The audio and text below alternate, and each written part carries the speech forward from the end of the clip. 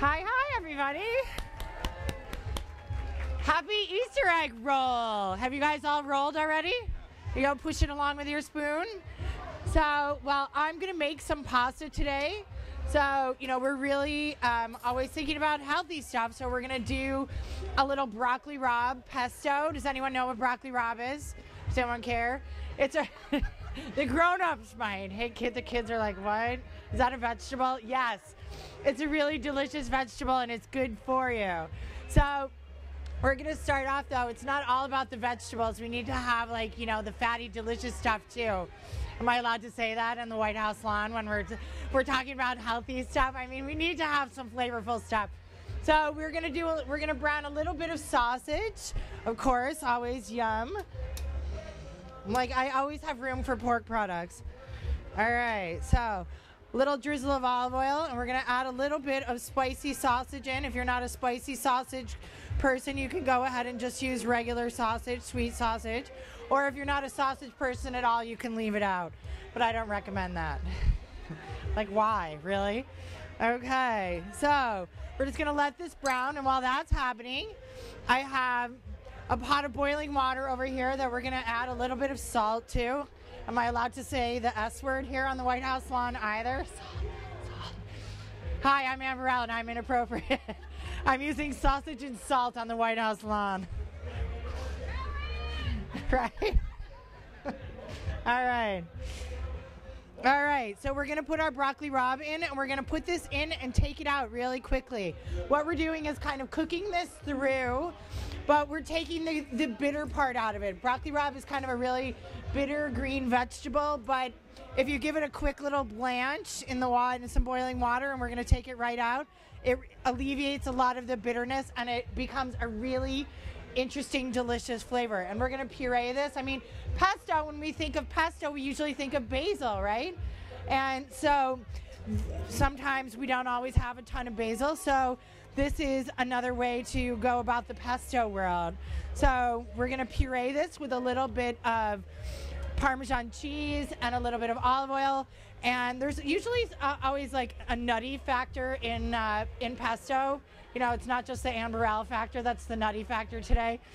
We're going to use some pistachios, which are green and really delicious. I mean, I'm a huge fan of a nut, but pistachios are one of my favorite kind of nuts, so, other than myself. Okay, so we're just going to kind of brown the sausage as this goes. We're going to, as it's browning, we're going to just kind of crumble it up a little bit. There we go. Smells good. This is like my pork sausage facial. That's a good thing. All right, so my broccoli rabe, I'm going to just give it a rough chop and then toss it in the food processor. And then we're going to puree away. The lovely thing about this is that this sauce can be a total do-ahead. You could have done this yesterday, or, oh, that's a cutie little knife. So, and it's also good for, if you want to use it for other things than pasta. If you want to put it on top of some toast for a little crostino, or, if you want to put it inside like a little sandwich or something like that, all good stuff. Do we have a question? Did I hear a question somewhere? Do we have any questions? Anybody? No? Okay. I mean, if you do, holler them out. No? Okay. Everyone's like, I don't know. All right. Okay, so we have a little broccoli rabe in there. We're just going to puree this to get it started. Little pulse. What the blanching does for the broccoli rabe also is it alleviates a little of the bitterness, but it also keeps the beautiful green color. I mean, when we talk about green vegetables, what color do we like them to be? Green, right? I mean, a lot of times we see green beans that they've kind of been cooked to death and they get army green, and we're like, ew, those don't look very good. And when food doesn't look very good, you automatically jump to, it doesn't taste very good. But when you see food that looks really good, you think, that's delicious. So we always eat with our eyes first. Always keep that in mind. All right. I'll wipe down my board a little bit.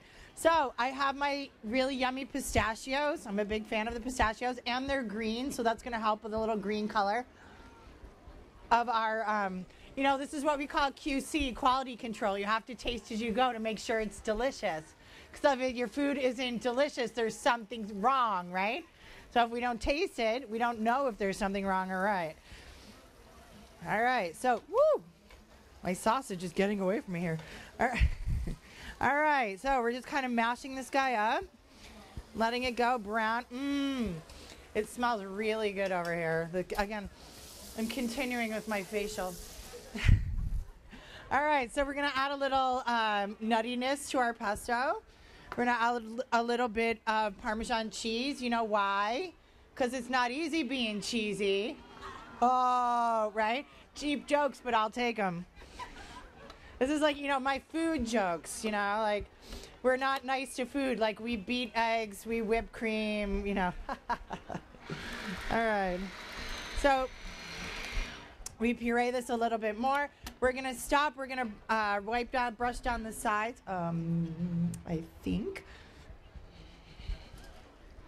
All right. Make sure everything gets really nice and pureed all together. Now I have like one of my little super secret weapons going on over here, and we add just a spoonful of mascarpone cheese. Does anyone know what this is besides delicious? It's cheese. Yes, it's like Italian cream. Yes, because it's not easy being cheesy, right? Again. So it's like Italian cream cheese, and it kind of tastes like the sweetest, most delicious milk. It's like you could feel like the milk that the cows on the hillside of Lombardia in Italy ate, that were caressed by the spring breezes, and the cows ate this clover, and then it made this really delicious cream cheese. That's good stuff. But what it does also is it's going to make our pesto like sort of nice and creamy, that when we cook it together with our sausage and our pasta and our pesto, that it all comes together, and it says like, we all want to hang out together. We all get along really well. And so, like, you know, the sauce clings to the pasta. It's good stuff. All right. So we just give this a little more puree. Nice and smooth. Now we're going to give it a little pinch of the S word, salt. But salt makes things taste good. Accept it and move on. That's just the way it rolls. If you don't use salt, you will never be a good cook. We just don't need to go hog wild with it, but we can if we want. No, I didn't say that. I'm gonna get in trouble. I feel the Secret Service like hunting me down already. Oops. Am I saying that? Hi, I'm on the White House lawn being inappropriate. Okay. A little olive oil to just kind of... There we go. So now we're going to brush down the sides one more. And you know what I'm going to do with this? I'm going to do, again, a little QC. What does that mean? I'm going to taste it. And how should it taste?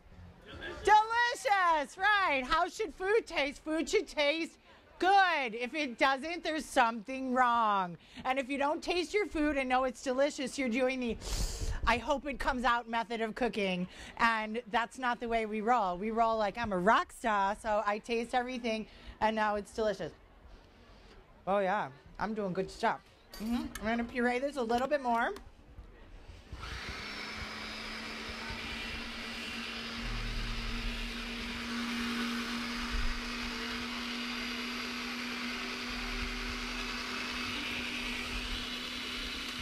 All right, I think that looks about done.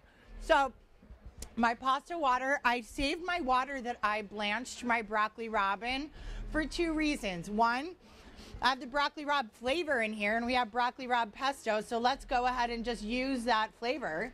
And second of all, I'm saving dishes. Like, I don't want to have to wash dishes. Like, hello? You know, the cooking part is way more fun than the cleaning up part. So I'm like thinking, look at me, always thinking. So I'm going to use a little bit of my orecchiette here. Now, orecchiette are these little round pastas.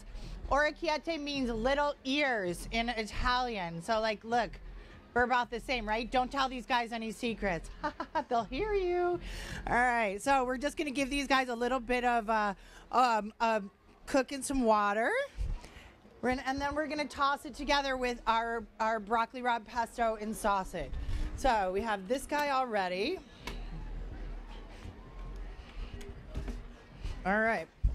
So we have our sausage just nice and browned over here. We have a little bit of the pasta or the pesto to go in there.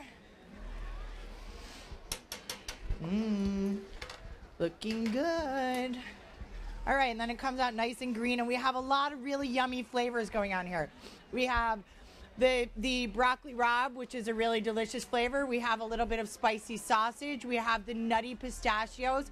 We have the salty parmigiano, and you know, like all kinds of good stuff. And then it all sticks to the pasta. We're like, I am doing good stuff over here. So a little bit more pesto. There we go. And we're gonna add a little bit of our pasta water to this to kind of get things like all loosey-goosey.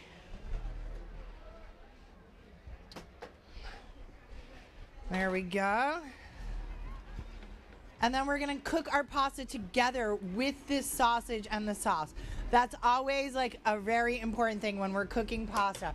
We don't just dump our sauce on top of the pasta. We cook it together. So we say, oh, everyone, you know, like the sauce gives the pasta like a little hug, and it says, oh, hi, let's all come together and hang out together. And then they become extraordinarily delicious.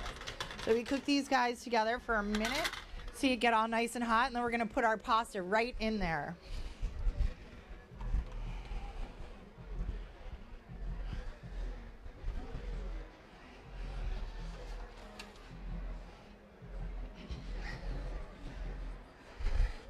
Alrighty.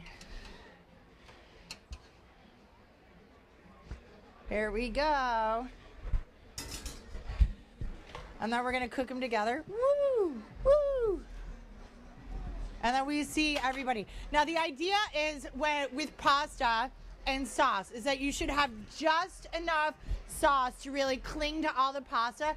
And when you finish your dish of pasta, you know, you have that last bite of pasta, you should have just enough to take a little piece of bread and like wipe up that rest of the sauce. And then your bowl should look so clean that you could put it right back in the cupboard. You should, right? That also says it's good stuff. We like to see the clean plate club. So, but that means that, you know, your pasta is dressed appropriately. You shouldn't have a big soupy dish of sauce or water or all this in the bottom. So we cook everyone together. Whoa, whoa, whoa. All right.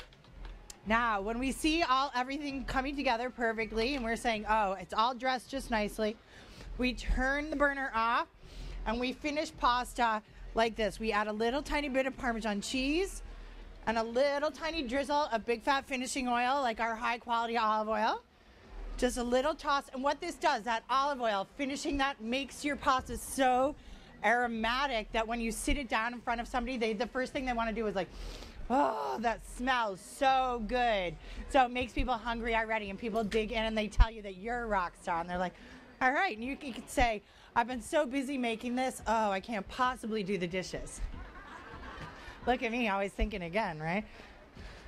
So, and what it does is it also like helps the pasta and the sauce just kind of cling together. It kind of seals the deal. It like, you know, says, all right, yeah, you guys are best friends forever. And then we plate this guy and then we're done. You know, all right? Look at, that's what we say, a POC, a piece of cake.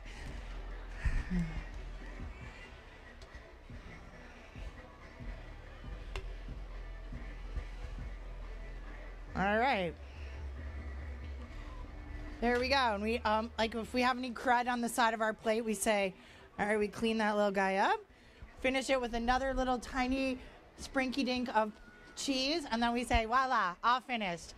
Yay! Thank you guys very much.